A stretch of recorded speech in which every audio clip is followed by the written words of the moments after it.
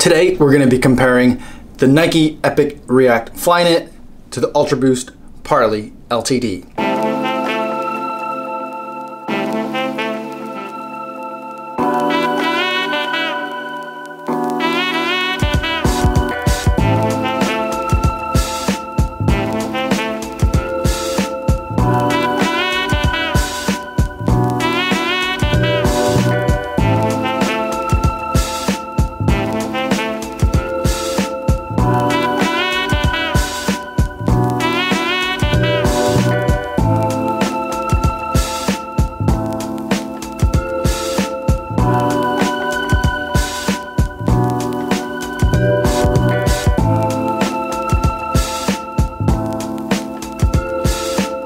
This is something that you guys have been asking for ever since I got the two shoes, asking me to compare the React foam to Ultraboost and seeing how they hold up to each other. But I'm also going to take a look at the uppers on these as well. Flyknit is something that I've been obsessed with. I absolutely love it. It feels great on my foot. And this is the Parley version of the Ultraboost, which is made out of recycled ocean plastics. So a lot going for each of these two.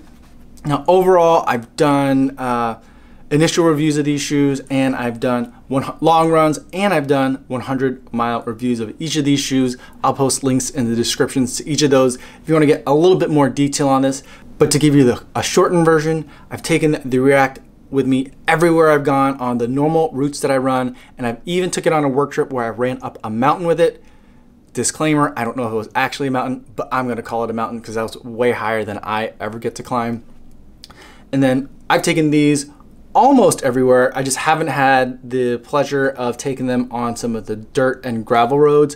That's coming up though, but I have gotten 100 miles in these. I have run over 13 miles at a time in these as well. So I feel like I'm in a pretty good place to compare these shoes for runners. So the Epic React is their, I guess it's not a new foam, but it is new for running shoes technology that they've put in here. In terms of the overall look, I think that Nike and Adidas have been doing some very different things this year.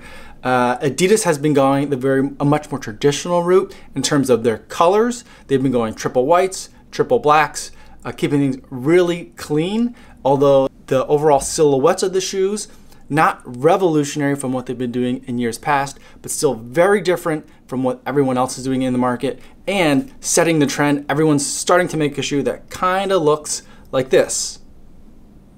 Especially when you look at what's going on in the heel and what's going on in the tongue. Extra long tongues, extra long heels. I think that is the Adidas influence. But that being said, what Nike's been doing is they've been taking those ideas and doing some fantastic things with colors. So this is probably one of the best looking shoes that I've seen all year. This charcoal Flyknit with this red or maybe it's even a pink color pop with the blue heel counter back here. I just think this is a fantastic looking shoe. When it comes to just wearing the shoes, it's pretty close, although I will give the edge to the Ultraboost just because I really like the way this shoe looks on my foot. In terms of walking around comfort, just general comfort, I'm going to give it to the Ultraboost. And overall, I think that's what it's going to come down to. I just like Ultraboost a lot more than I like React. At the walking speed and at running speed, this is just a lot more comfortable to me. React feels great for me walking around. Extended periods of walking around. I took my daughter to the Pride Parade in these. Now that is a torture test in and of itself to bring a 6-year-old to a parade. I like React foam for distances about 6 to 8 miles or less. After that, I just feel like the React foam can't keep up with me. If you're running less than 6 miles at a time, then you're probably going to be all right. But for me, it limits the ways that I can really use this shoe. This shoe, it doesn't feel like it when I put it on, and I mentioned it in a couple of other videos. It's a confusing shoe, but I think it's at its best when you're actually running. And so this shoe, I keep thinking that the boost is going to start kind of quitting on me, but it just feels great at mile 6, it feels great at mile 10, it feels great at mile 13. So I'm just really impressed with this shoe.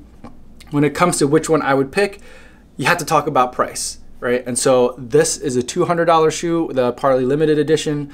The regular Ultraboost Parleys are $180. The regular Ultraboosts are also $180. And For that matter, if you can get a Parley version or a regular Ultraboost version at the same price, please go with the Parley, because that's going to help the environment at least a little bit in terms of getting some plastics out of the ocean. These were a $150 shoe, which when I bought them at the time seemed astronomical, and it is. But compared to the $200 shoe, it makes this shoe a lot more compelling. This shoe is better. Is it $50 better? Is it $30 better? I'm not really sure. I think it's going to come down to, do you need to run more than 8 miles at a time? And what is your personal preference as to which shoe looks better? So for me, it's the Ultraboost, because this is one shoe that I can wear for all kind of scenarios that I would need a shoe for. This is a little bit limited, and so it is a fantastic shoe. I love what they've done with it, but ultimately at the end of the day, I don't think you're gonna go wrong with either of these. That's my opinion. I know that I'm a bit polarizing on the idea that you can't run in React foam for longer than 8 miles. Let me know what you guys think. Boost, React, Adidas, Nike, the debate rages on. Let me know what you guys think if you run in one or the other, and especially if you run in both.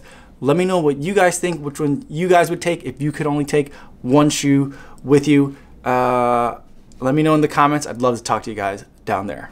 Yo, what's going on?